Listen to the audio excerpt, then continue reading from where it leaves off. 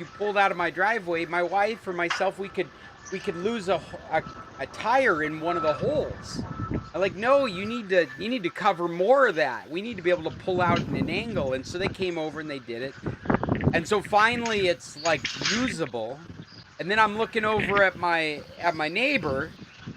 I'm like, hey, you got to do my neighbor too. He's gonna be home soon. He's like, and they're like, don't worry, sir. We're gonna do all your neighbors the same way we've done yours. But first, we have to deal with this water leak. I had to run off and do some work. When I came back, they were gone. The water had stopped leaking, and it was nighttime. And my neighbor had just this little path that if he had deviated to one side or the other, he'd either be hitting a mound of dirt or he'd be falling into a trench.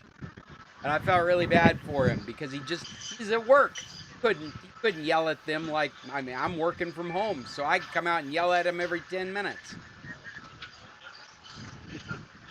Okay. But they're not announcing what they're doing. They didn't give us any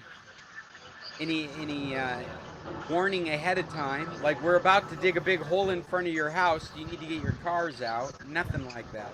Doing it. I think personally, I think that they might be stealing money.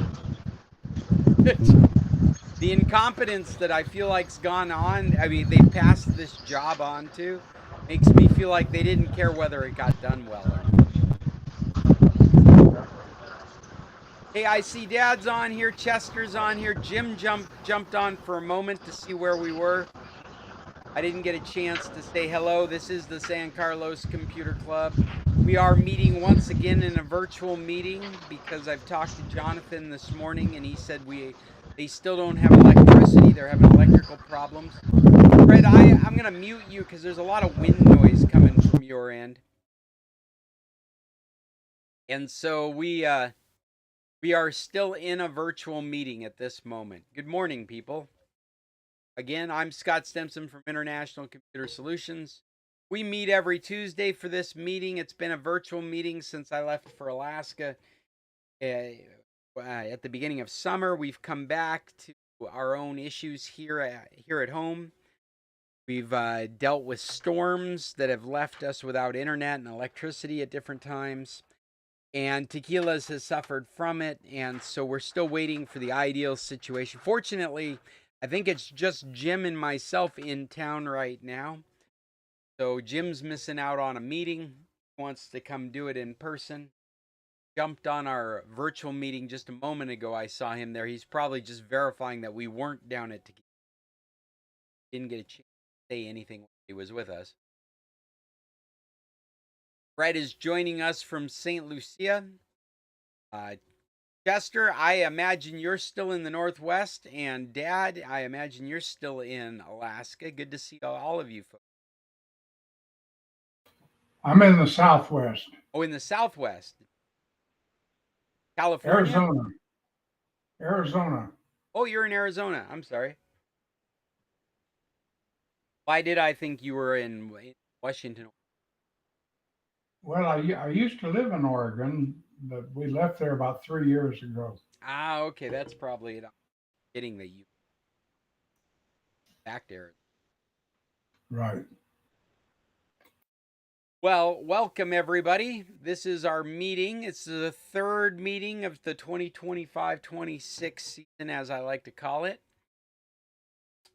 We've got just the standard stuff, which you'll find at the bottom of the document, as well as the Bill of Digital Rights, which I can't push enough, especially in this day and age. Especially in a day and age where you have countries out there that are protecting your digital image copyrighted. So that in this day and age of AI, places like Denmark have passed laws that make you the ultimate copy of your voice and image. We need to see more of that kind of protection found in our governments, and the Bill of Digital Rights is my way of pointing out how we could be protecting our digital personas. That's always a big deal with me, and happy to talk about it with anybody that's interested. Um, the only other thing I've got at the top of the hour here is uh, waiting for Tequilas to be ready. But at the last minute, I brought up an article about the AWS outage, which I'm sure you guys are aware of. Yesterday, we went through a period of time where a number of services were unavailable to us. That is because Amazon's web services had gone on the fritz. Not sure what the issue is. This article is not an article about what specifically went wrong the other day, but this is more a reflection on our ongoing problem of the consolidation of services on the internet to large one single organizations have a data center vendor, Amazon Web Services, that has been placed in charge of so many of the things that we rely on regularly and daily, that when they had a glitch, which has been completely resolved by now, we watched a number of heavily used systems go down.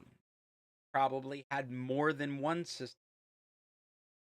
I started noticing it with Duolingo, but and they didn't mention it in the news, but Mercados Libre here in Mexico was having trouble. Certain it's because a portion of their services was being provided from a.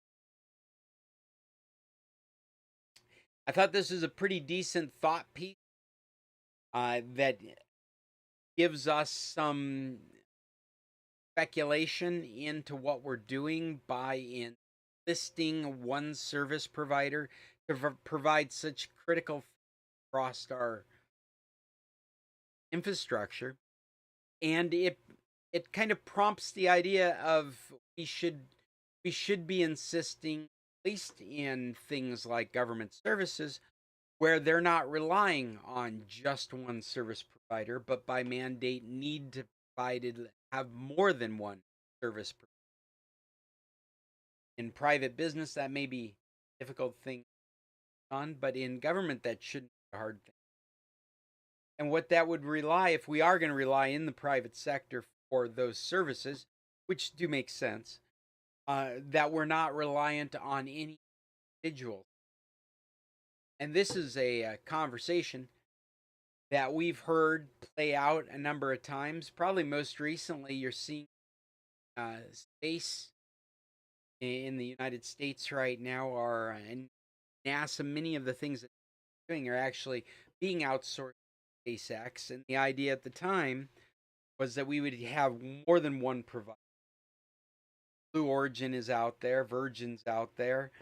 The idea being that a government could pick from competitive forces, do their space activities, and not be reliant on one space agency to serve their needs.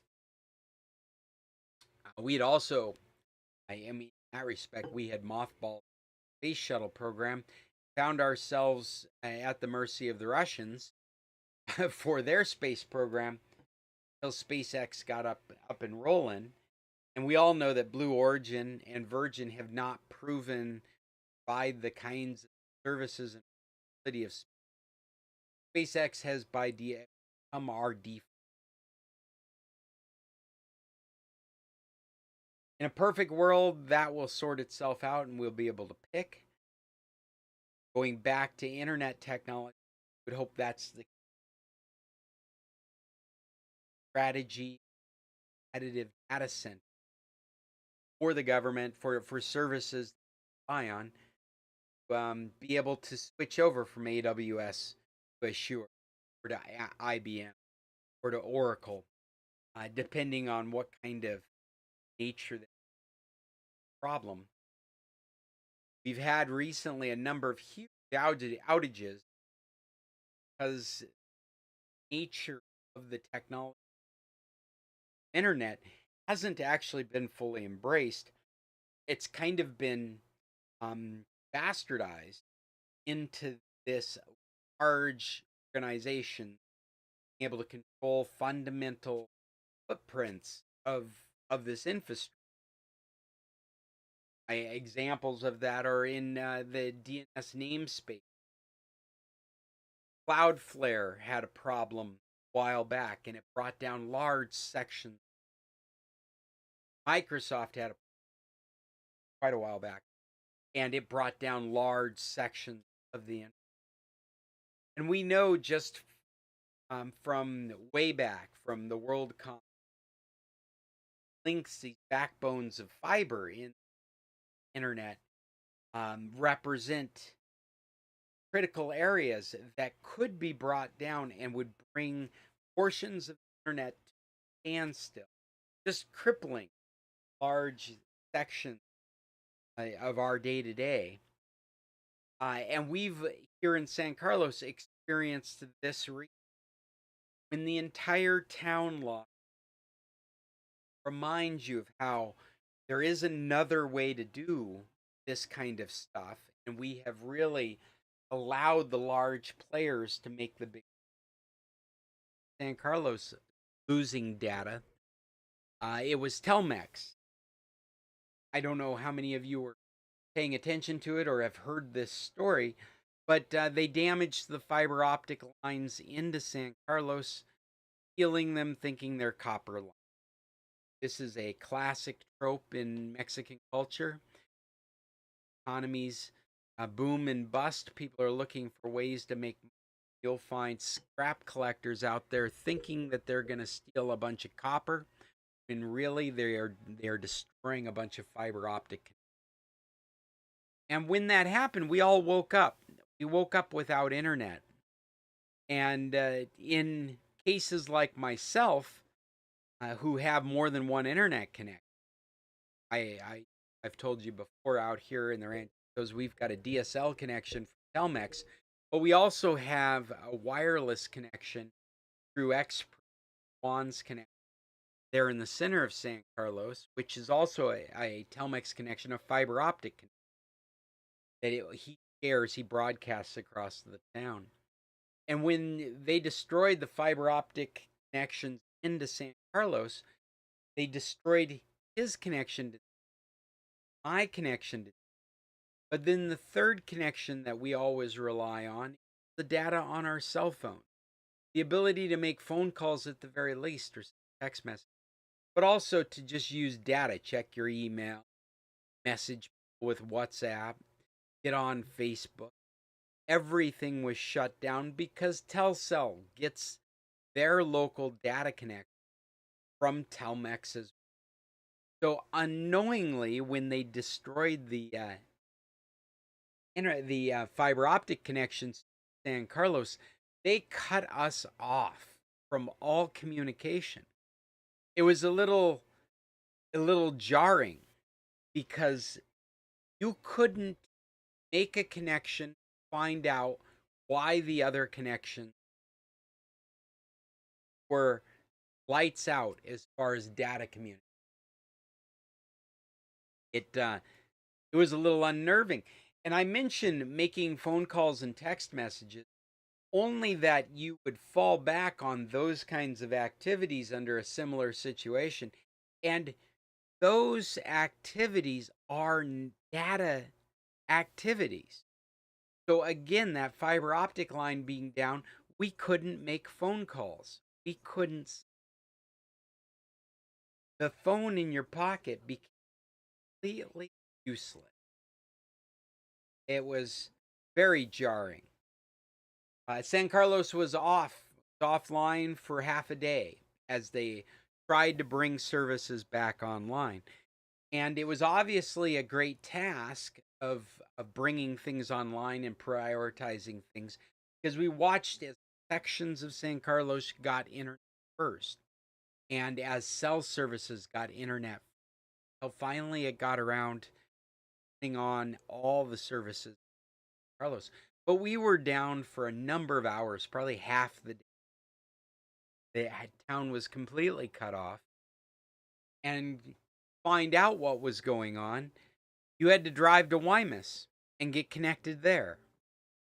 Now, the exception to this were folks in town that have been using um, Starlink,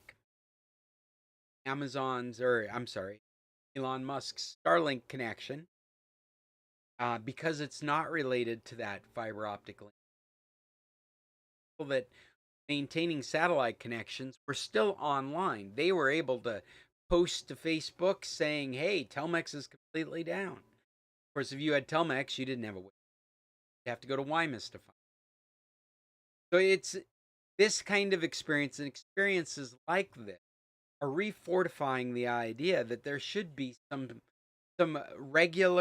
standard structure, the way internet is provided to a community, and that structure should consist of backups that are from different service providers. And if you looked at my digital bill of rights, it's one of the things I wrote into it was that basically service providers for a community need to embrace a competitor so that they have a backup, so that we don't, as consumers, have to ever worry about there not being data. I open the floor to anyone that has a thought in that mind, but that's essentially what we were looking at yesterday when AWS went out.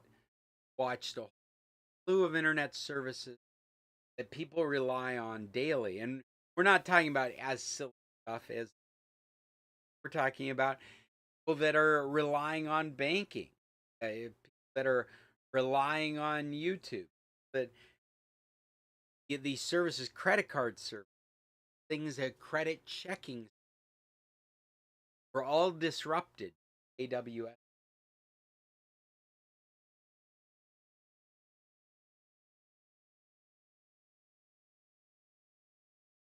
Well, Do you remember the date that internet service became universal? It wasn't that long ago. universal in what respect? I can't think of any specific like milestone of like that's what's happened over. Well, I'm thinking about 1994 or 95, somewhere around that period. Oh, I guess I don't know what you mean by universal then. Are you talking about when businesses were allowed to get on board? Because No, originally it was governments. when individuals were allowed. Yeah, the before 94 you had to be part of an institute that was part of the network Yeah. to be online. And yeah, I graduated in 96. In 96 it was a gold rush to the West Coast because everybody getting out of university, tech people, had network experience, internet experience, and the businesses wanted to get online. Microsoft wanted to be online, Apple wanted to be online. And so there were all kinds of jobs in the Northwest for people that were just graduating with tech degree. I would say that right around that time period, now that we're talking about this, Chester, I'm remembering they tried to headhunt me for a private internet startup there in Anchorage, 95. And what all of these situations were around that time period were people getting out of university, being accustomed to being online, and wanting that experience outside of the university. Very specifically, Alaska.net wanted that experience. They had just graduated from university a few years before, and they wanted to provide that connection to people that weren't in the college, and so they were starting up an connection. 95. But universal, I think, is a difficult word to describe that time period because it was not readily available anywhere. If anything, AOL and CompuServe were readily available anywhere. Internet was just starting to take off.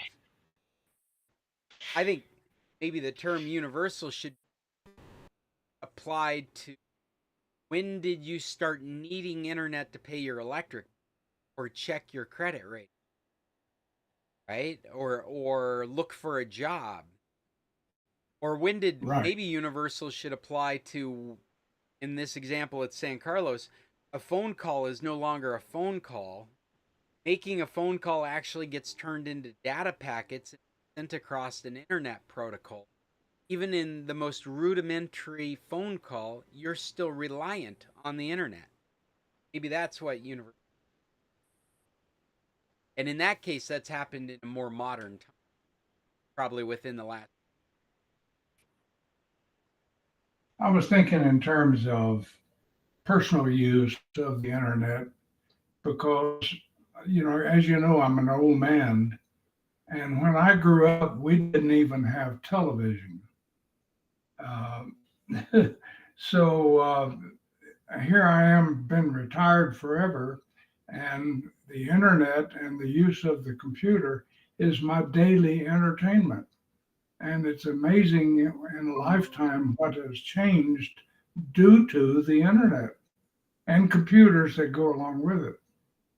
Chester, you would have been so disappointed when we lost internet in San Carlos because you just hit it. Nobody could watch TV, couldn't listen to music, right? Couldn't read stuff online, couldn't make phone calls, couldn't text. I mean, absolutely all your data footprint was gone. I I'd have to read something, God. Right, you'd have to go dig off dust off a book. I dust off some DVDs and then realized we didn't have a DVD player. We had to use a one of our old retro gaming machines to DVDs to watch a DVD.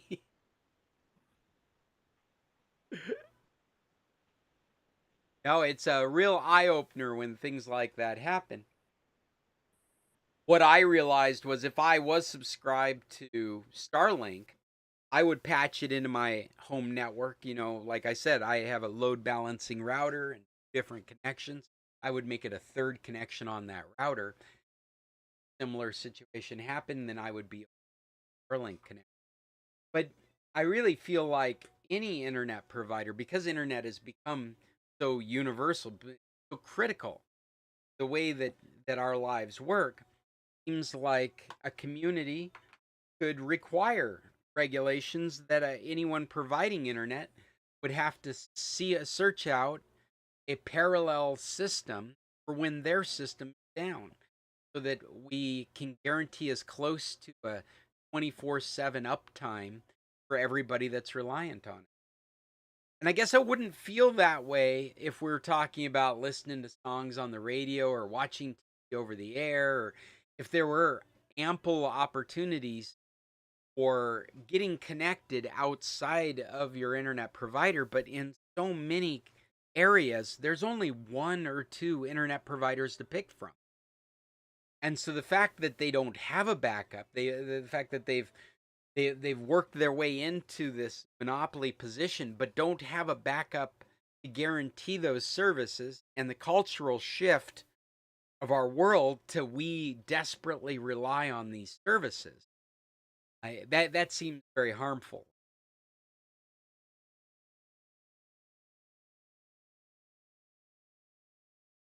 Well, everything I'm talking about, and probably even better thought out, has been addressed in this BBC article that I've stuck at the top of our document. Looking for more interest about such do have internet, so you can bring up these web pages. I would check out that. And I'll take a moment now to ask if any of you folks out there have anything you want to address. I know we just kind of jumped into some topics. Y'all here. I see Mom's here too. If there's any tech issues out there that you're dealing with, those are definitely the things I find more interesting. Press. This is your moment. Jester, I see your hand up. I don't necessarily have what you would call a tech issue, except that in a way it is a tech issue. And there is a satellite that is moving through space that has the world's scientists all up in arms and very confused about what's going on. And this is called 3I something, Aztec or uh, something. But it's a very large um, uh, comet that is breaking all the scientific rules. And it has everyone concerned about what's happening and what this thing is. You might want to, This the 3I Atlas comet? yes, 3I Atlas is what I'm talking about. So I don't know if you've been reading about it or not, but it is very concerning to every nation.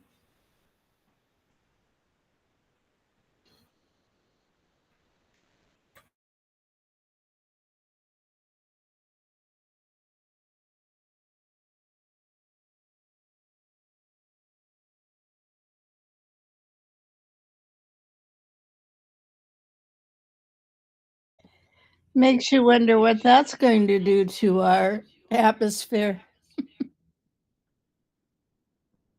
Oh, and this is 24YR4.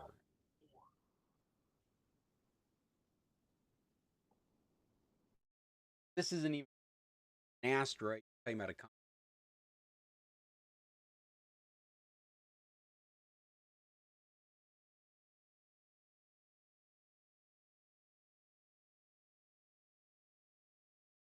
Third known.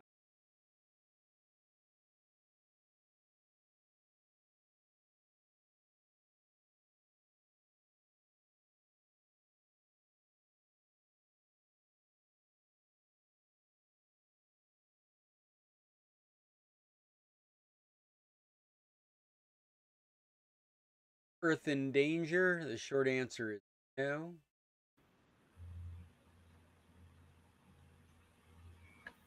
The answer I hear is maybe. They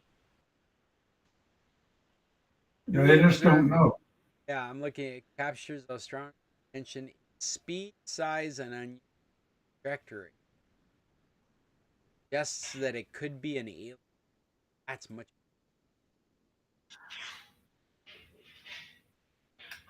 Well, there's some speculation that it can't be anything other than an alien device because it just scientifically and percentage wise, it doesn't meet any criteria of anything that's ever gone through this atmosphere before.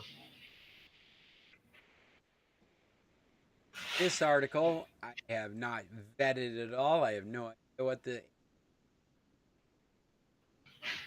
AR domain. Traveling at 100,000 miles per hour. Older, probably older than the sun.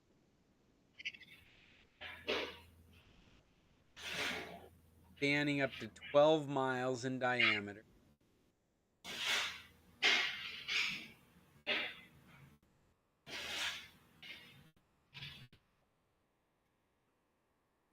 I haven't paid any real attention to. That's just, they really think it's 12 miles in size. Obnoxiously large to be. I'm just thinking they made mention of the Jupiter probe. Like those are little tiny devices compared to a 12-mile device. Did you say this is scheduled to hit the moon? No, that's another asteroid. Oh, This is a comet we're talking about.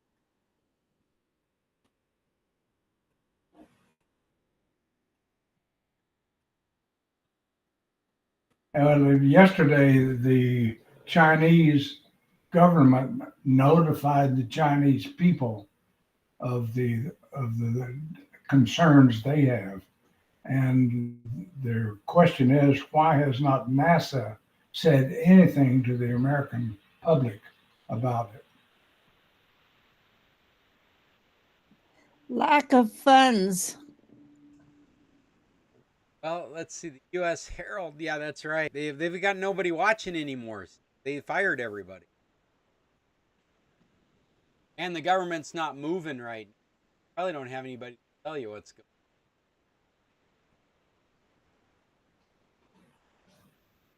This is interesting. I have what I'm finding are articles from sources I have no idea what to be considered serious. Something here called the USA Herald. Never heard of it. The People's Voice saying they have pictures, solar telescope picture from yesterday. Structure. This is a really interesting topic you've come up with.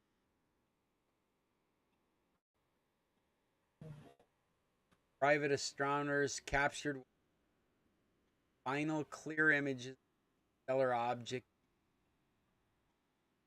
for 20th, just hours before the comet disappeared behind.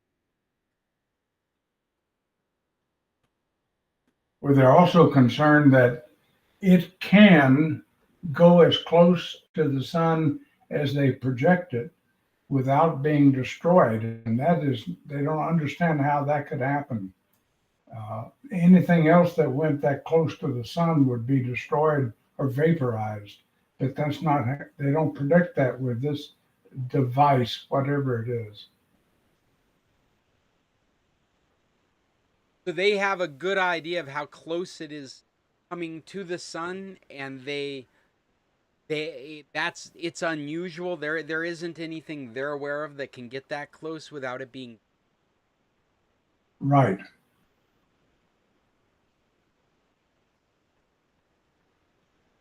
And they're also have interpreted messages that's coming out of it. Did you say messages like signals and stuff? Yep. I would suggest if you really want to read up on this, go to YouTube. There are all kinds of postings on YouTube concerning this issue.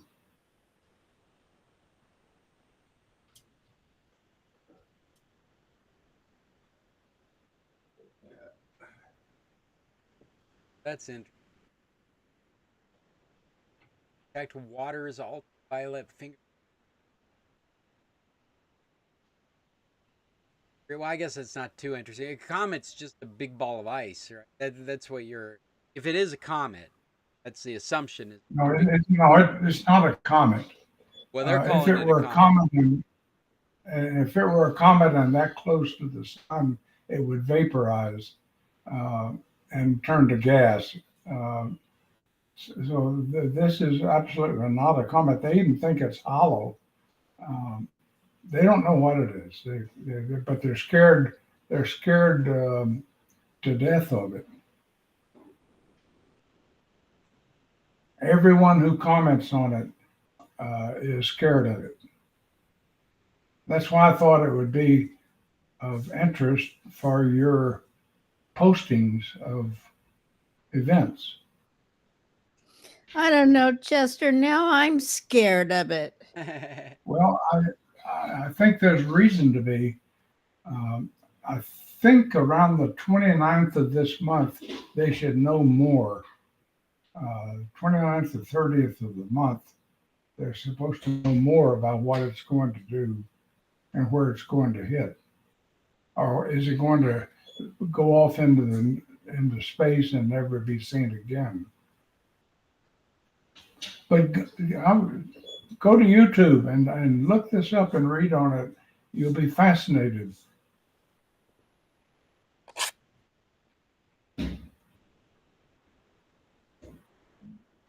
Yeah, I'm gonna stick this Medium article in. It's basically showing where the comet is right at the moment. Talking about. Well, I guess I got to stop using the word comet because it looks like if you do some basic Googling here, comet is the language used 2 to 3 weeks ago they drop the word comet as we get into news from the last 5 days. They call it an interstellar object. Many of these articles. Oh, well, there's somebody else calling it a comet. Alien mothership. Oh, that's my favorite so far. Yeah, you're particularly interested in space and that type of issues. So I would think this would be a particular interest for you. Yeah. Well, we'll keep an eye on it. What happened? Oh, here's it. Amazing facts all about.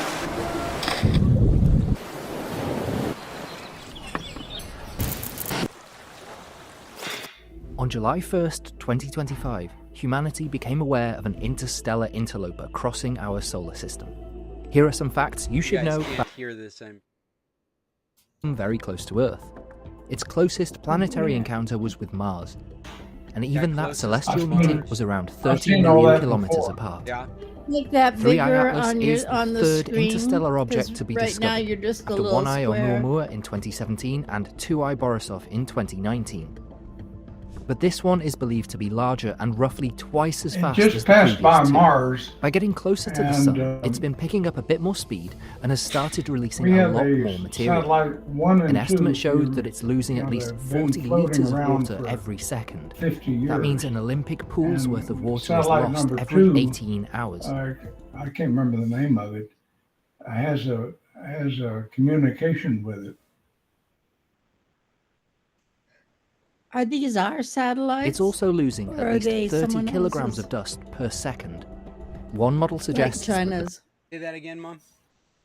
I said, are these our satellites that are picking it up, or are they Chinese satellites picking it up, or Russian? Well, one of the references I heard was from solar telescope out in Chile. Yeah, that's the new big one.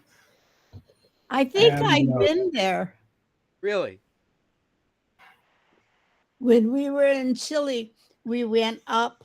Oh, we went hours up into the mountains to a place that had all of these telescopes.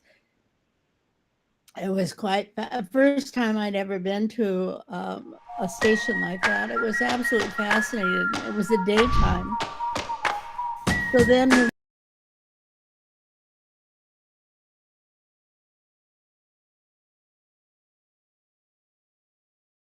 Pikes Peak, something like that, close to Tucson, and we were able to do it at night and see all the planets. It was pretty amazing.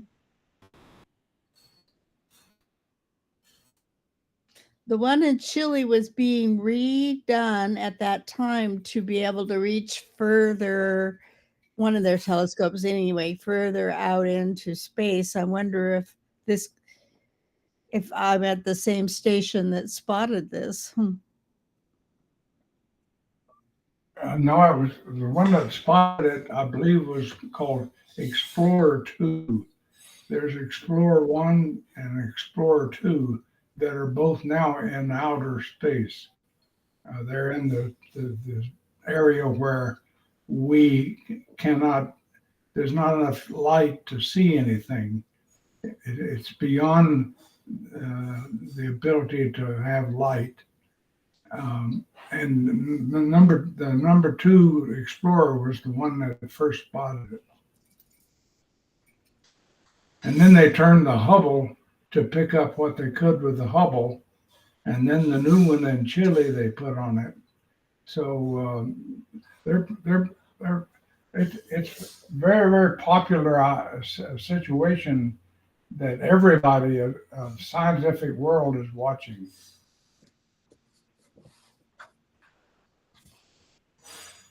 And I have heard that it does have the potential to destroy Earth.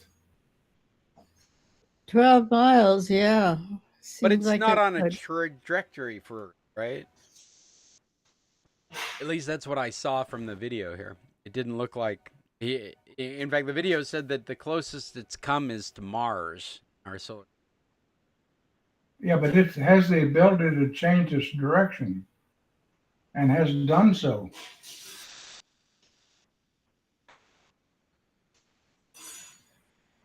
Well, now I'm scared. Yeah, we don't have any reason to finish this meeting. See you guys in the afterlife.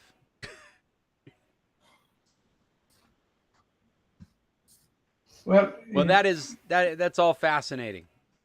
Yes, it to be is. truthful, Sandy, it can be scary. And maybe that's why the U.S. is not commenting on it yet. They don't want to create a problem. Well, and it's interesting the way you say that, because I go out looking to see what we might find in the news, and it is very, very tamped down type of news. Speculative, passive news. Well, Whereas, it's all over YouTube. yeah, well, whereas like the things that seem sensationalized are from those sensationalized outlets that you'd expect, like the Daily Mail.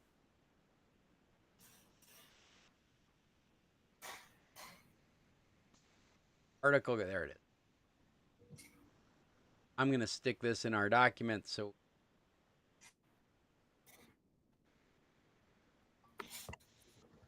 that is all very fascinating. I look forward to learning more about it. I have not been paying any attention. Well, if it's got as far as Mars, you better hurry up. We may not have much time. If you're looking for expert help in this area, you may need to look for a different podcast. I think it passed Mars yesterday. Oh, geez. Well, we ought to be hearing more about it then, shouldn't we? Like I said, go to YouTube. Yeah, like trust them. Sometimes. Well, in other items, maybe that we play any kind of significant part in, there is a new ulcer treatment that I thought was fascinating. I thought you guys might find interesting. This is a device that's designed like a pill. You swallow it. It uses a magnet to bring it to those areas of ulcers. And what it does is it extrudes a material that clogs the ulcer hole and allows it to heal. It's a healing substance carries around with it. What did they call it? Plugged with the equivalent of the magnetic endoliminal disposition system. The idea is it's a distribution system for this chemical. They're calling it a bio ink. And the gadget is a plug and a spring. The plug can be melted. The idea is that this is kind of like a spring-loaded syringe with an orifice that substance come out of, and the device is swallowed, and it is guided with an external magnet your system until it reaches the point where it needs treatment. Then they use infrared, or is it infrared light? They use a near infrared light. Probably the reason I didn't feel near infrared light externally. So they cast this light, a special light device, through your stomach skin layers in that area where they've positioned the device, and that light melts the plug. Spring releases the substance into the ulcer hole, closing the hole and allowing the body to heal all non-invasively. The device then is able to be guided back up the throat and removed. It does not need to pass through a digestive tract. And they've tested all this stuff on animals. So this is like they've got this idea and they're about ready to start looking at this as an actual treatment. We're going to start doing those tests. But it looks like a very promising way to kill damage inside. Maybe this will prove to be a way that they kill internal bleeding at some.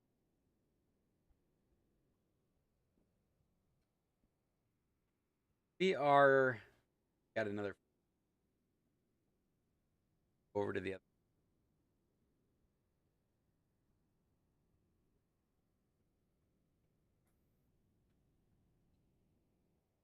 Our controlled lab experiments, our cell-laden bio-ink retained its structural integrity for over 6 days, suggesting its potential as a microbioreactor. Growth factors recruit new cells for healing. And this sounds like they've come up with a substance that is not toxic, that will stick around and help healing in internal environment. First adapting ulcers, stomach ulcers. But it sure looks like, to me, like it could be methodology repair any kind of rupture in your system if thought create. Might be looking at these kinds of treatments.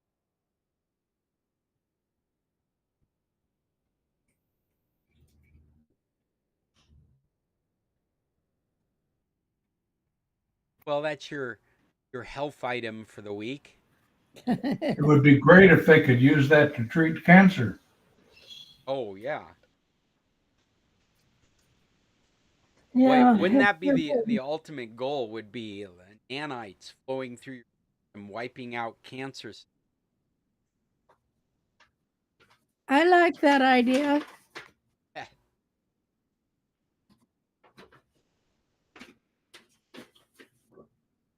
What else do I have on my list? The guy in charge of Chat GPT is saying soon you'll be able to have sex with his computer. He didn't say it like that, but basically, because we have all this age gating going on right now, we have all this legislation out there, there's obviously a shift in our cultural milieu to do age-related access. We are at a point where we're going to be putting forth legislation long before we have technology to block age. So we're going to be dealing with, and I'm not opposed to that. I think that technology will do what technology can do. If we want to have some say in it, the only tool we really have is the law. We're going to regulate. Then it doesn't matter if there's technology to get around it. You have violated that regulation by eliciting some of that. So we're definitely right now going through a period where called age gating. The idea is that you have to prove your age to a service, satisfy some regulation that has been put out there. We haven't seen a lot of this in the United States yet, but we definitely are seeing foreign countries right now. Britain's got famous age gate that they're trying to work out the technology, but they have really been dealing with things like you will send a copy of your identification to the service provider of whatever service that might be. The classic proof that you're over 18 for porn. That's what they're doing.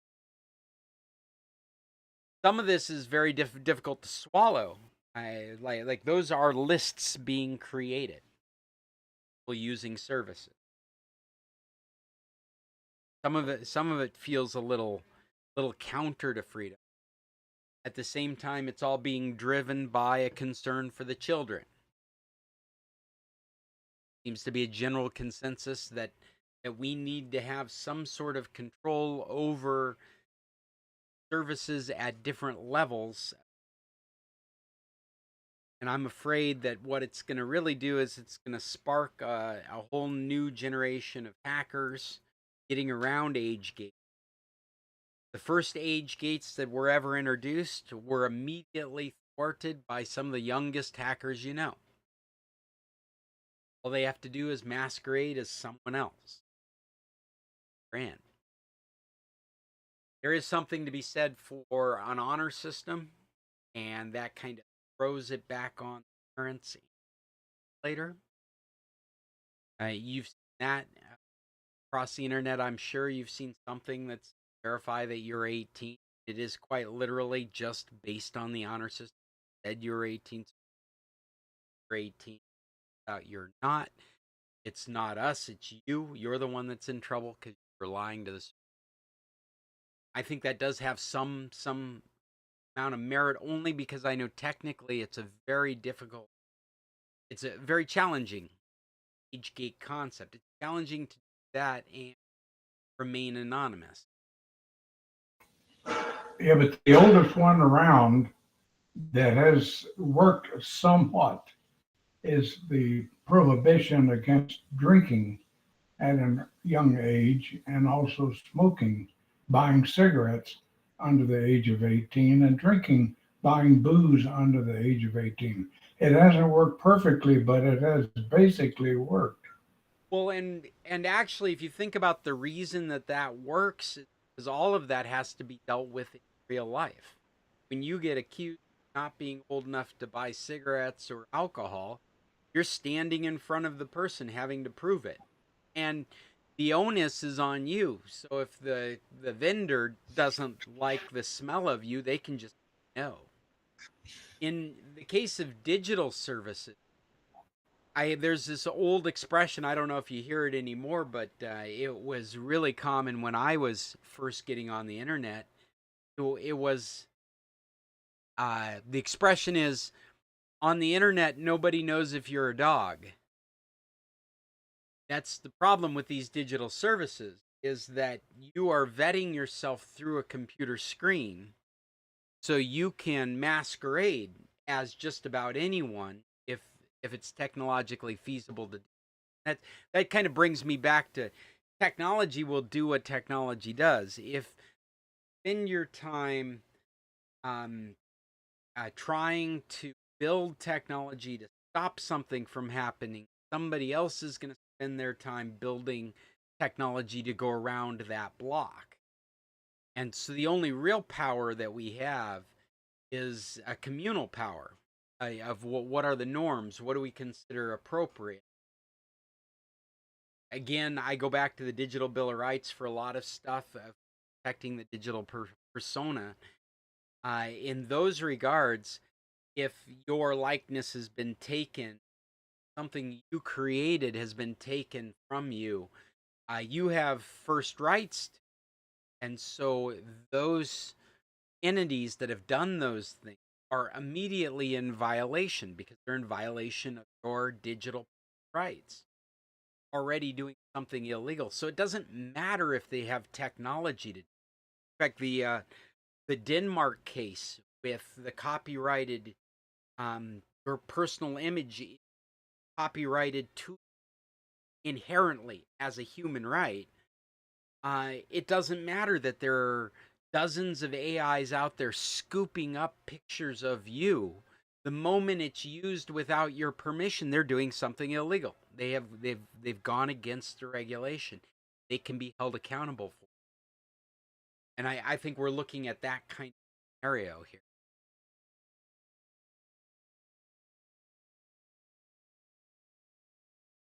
But this is actually the thing I was going to get to, and hopefully I'll get to it before this meeting. Clock say we got 6 more minutes. I think that this article, Sam Altman being so brazen as to suggest you're going to be able to sex with your AI. You're going to be able to have your AI girlfriend and talk erotically with. He is basically saying because we're going to be rolling out age verification, then these AI chatbots are going to push the limits of what's considered acceptable because we're all adults. I think if you forget about the age verification being an unknown right now, how that's going to play out, what he's really saying is we're taking the guardrails off of all this stuff. You're an adult, you deal with it. That's what he's saying as a message.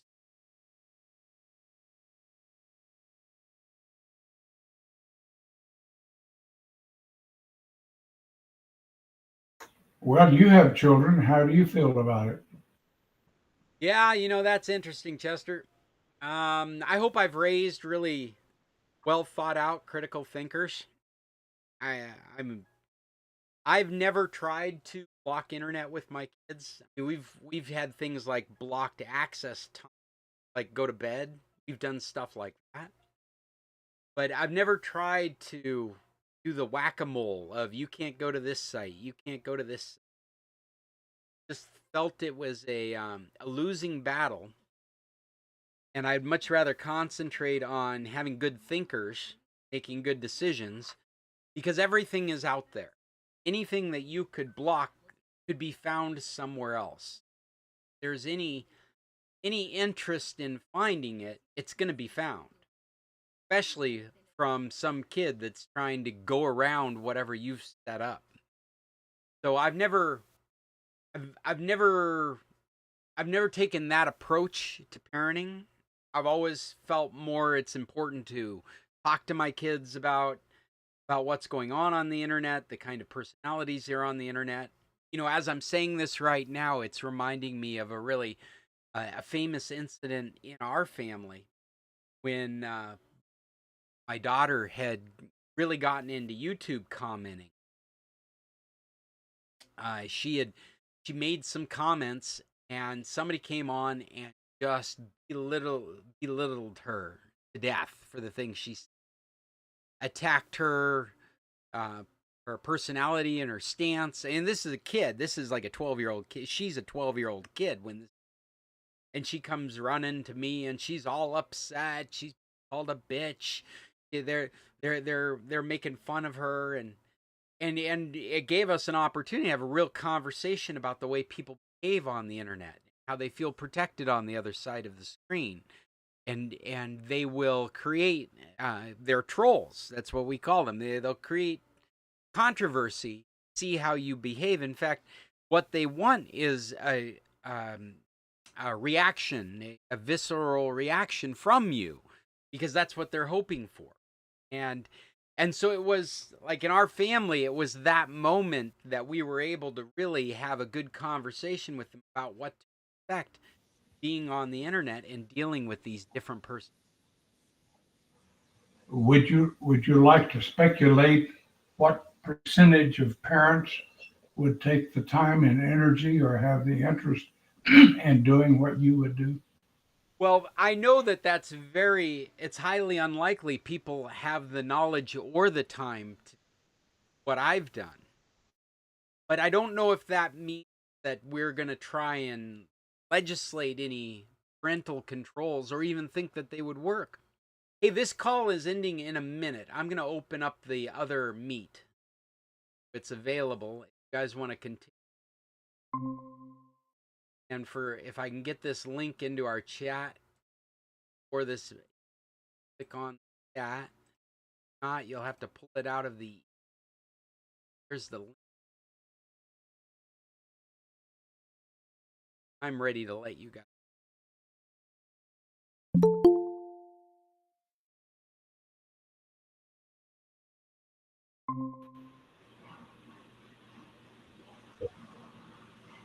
Chester, Mom, myself,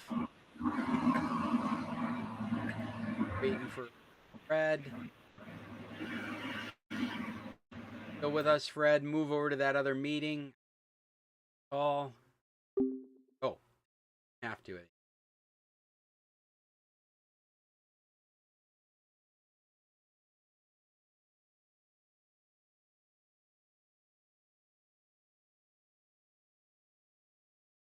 I like the Chester. Going back to what we were talking about, I do like the idea that there's somebody responsible for what happens.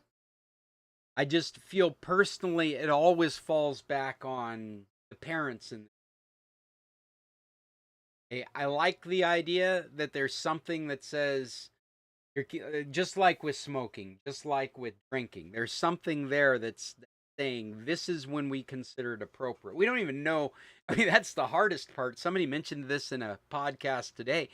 United States has arbitrarily decided that 13 is the age that it's okay for kids to start using services. Before 13, it's considered inappropriate. Google will suspend your account. I remember my kid, the other kid, at 12 years old, being asked to create a Gmail account. Fred, welcome, Fred. I was just starting another story about my kid, my eldest kid, when she turned 12, was at school here locally, and she was asked by her computer teacher to sign up for a Gmail account and fake her age so that they could use the services for free, because Google wouldn't create accounts children 13 or under 13. 13 has become this default age on these services where you're not even supposed to be on them doing anything. 13 age. I guess this is in my mindset right now because there are places like Australia and Britain that are passing age requirements, age restrictions on social media, which, at this point, after all the social media we've gone through, I'm not opposed to it. I think these are death pools of information that require an adult intelligence to wade themselves through, and sometimes that's not even enough. But I think it's Australia that's passing one that says you have to be 16 to get on social media, Instagram, Facebook, what have you, Snapchat. It would be considered against the law if you were to get on it before you were 16 years old.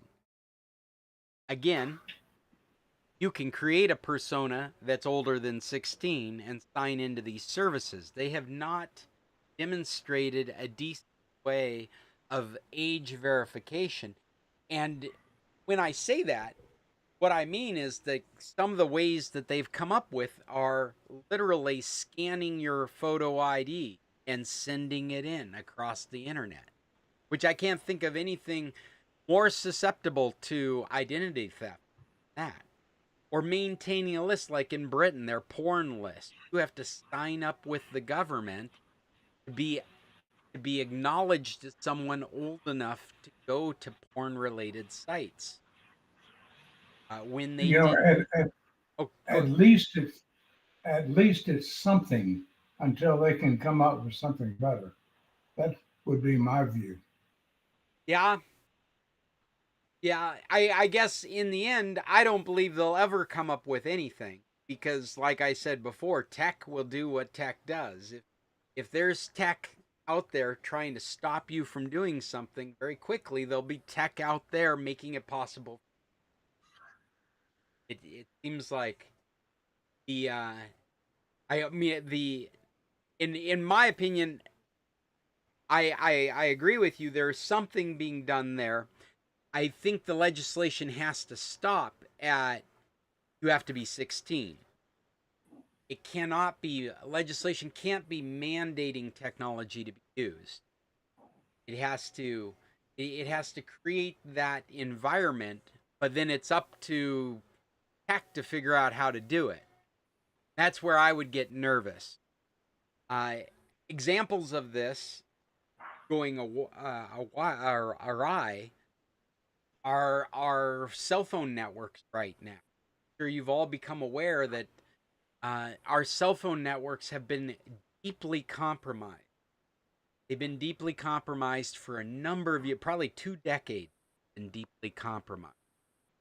Been kept a big secret from us because back in the 90s, we had legislation passed that these I want to say tech companies, telecommunications companies were mandated to have a backdoor so that the government would be able to wiretap these phones.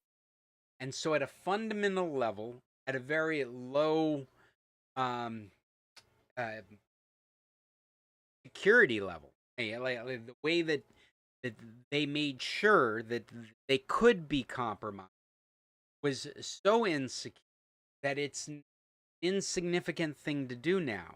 And what we've learned in the last year, 2 years, over and over again, we keep finding foreign governments in our telecommunications networks. And we know that this has been going on because we're doing it, because those same government agencies that insisted on being able to compromise telecommunications networks are in these other foreign nations in their telecommunications because they're taking advantage of the compromise. But now it's more than just governments. Got a door that's easy to get through. Eventually, everybody's going to find the door. And that's what's happened now. We've got hackers from various countries, both state and private individuals, going through our telecommunications networks every moment, being able to listen in on conversations.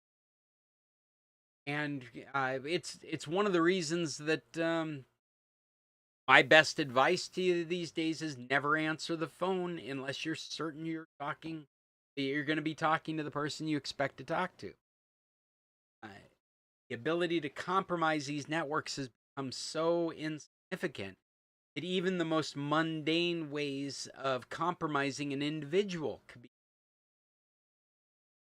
Quite literally, we're at a point now where even if the caller on the phone could call you in a voice you know and tell your phone they're calling from a phone number you know.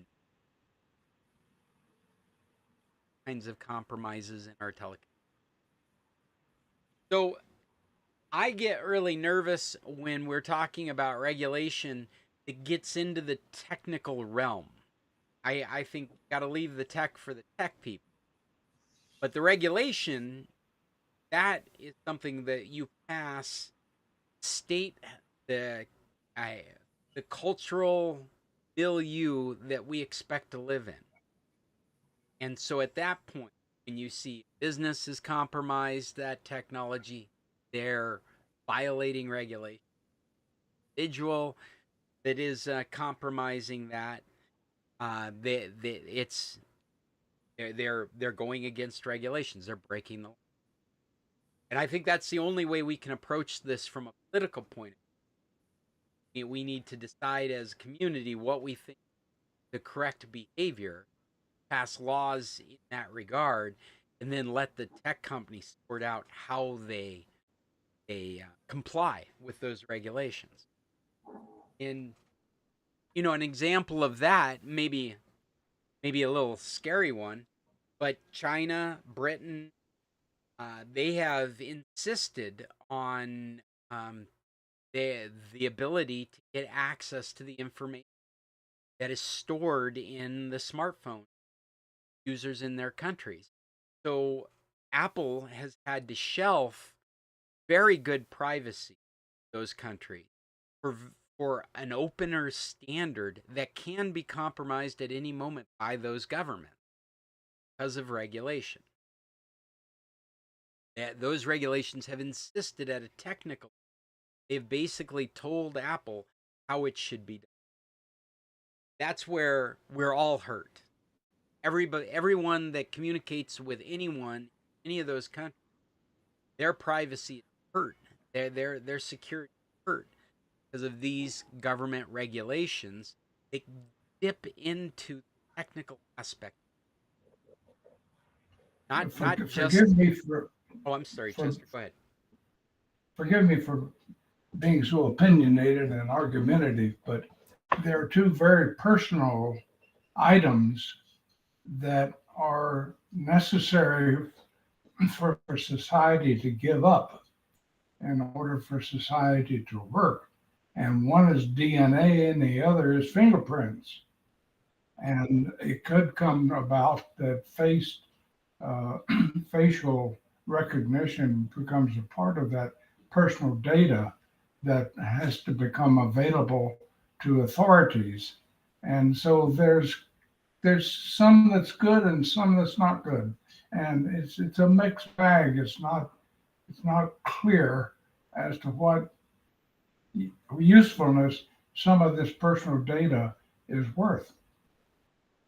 Well, I'd take it a step farther and just say that I believe we should live in a world where we could, I mean, we as individuals could collect as much data as we want, and it's all about how it gets used that we're determining. Like I should feel free to share whatever I want to share or save whatever I want to save without concerns that my government's going to use it against me or some corporation isn't going to have access. I say they shouldn't have access. It shouldn't matter if an agency could technically pry that information away from me. The act of prying it away should, given whatever regulations we put in place, whatever kind. Again, the Bill of Digital Rights, a system to provide to protect. They are human rights. They're just digital, appropriate for this.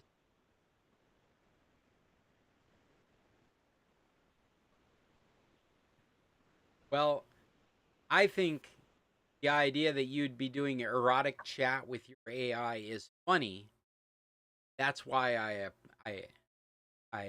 included this. I also think discussion of AIs, which are so controversial right now to begin with, are being the people leading that charge are telling us right now, because of the AI that is being addressed all over the world, they are going to take off the guardrails on some of this. It's going to get crazier. I think that's significant. That we're going to reach, we're going into a world now where a half naked chatbot is going to say dirty things to a 13-year-old because they decided to try out the new version and they're pretending an 18-year-old kid. That also makes me go back to the studies are showing to us in this day and age that your brain isn't fully developed in 25. You're not ready to be a critical thinker and make judgments for yourself. That's way past 13, quite a bit past 18. And yeah, we don't even have these. We have no idea what's to be considered appropriate. But they're telling us we're not going to worry about being appropriate because we're going to be checking your. That bothers me.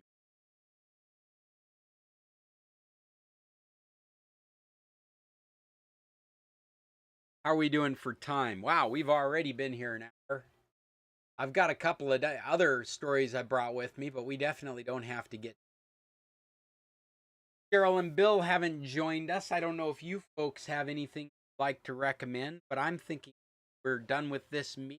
I'll save some of this. What else do I have on this list?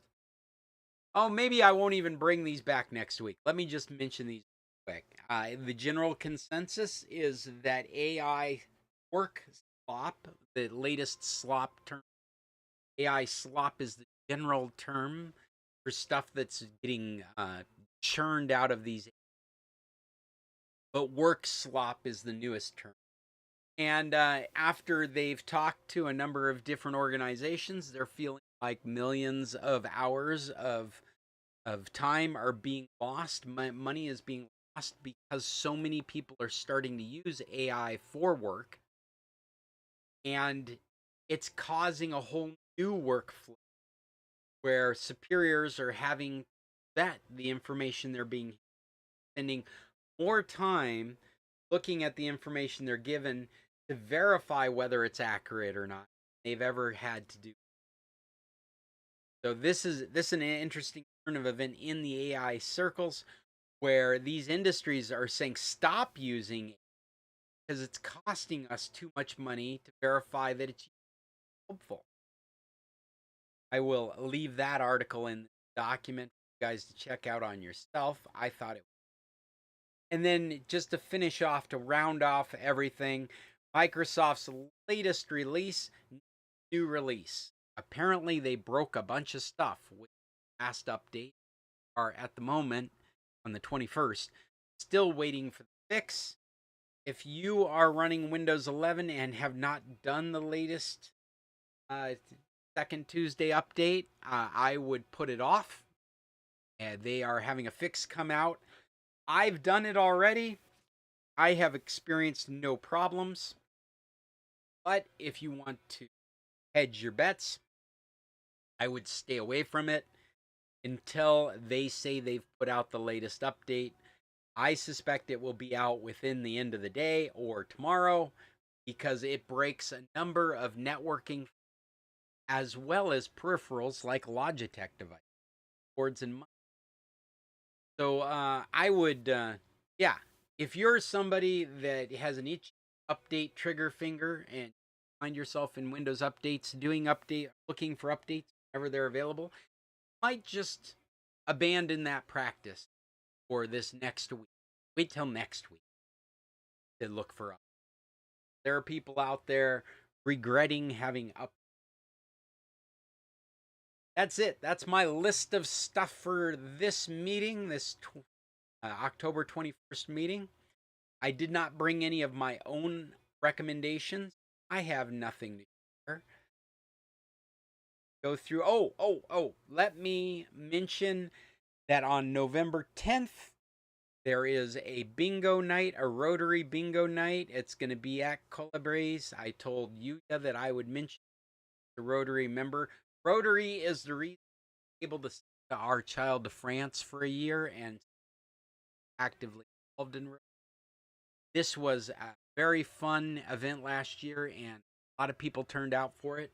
So if you are in San Carlos on November 10th, please come out. And now that's my only recommendation. Is there anybody out there that has anything they would like to contribute or forever hold their peace?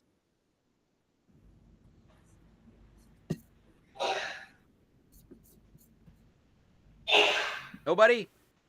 Chester, Fred, Mom, nothing? See you next week. We'll talk to you next week. Until then, tech on. Have a good week. Yep, Hey, Mom, stick around for just a moment. sure. Happy to, but you can't look at. Give me 1 second. I'm just going to switch over here and say, hey, that was our meeting again for San Carlos Computer Club. I'm Scott Stimson from International Computer Solutions. Contact info's there. I do remote admin as well as local if you're here in San. If you have a computer issue out there, I'd appreciate me. Scott at internationalcs.net. Till next Tuesday at 10. Maybe we'll be at Tequilas for an in-person. Everybody out there, tech on.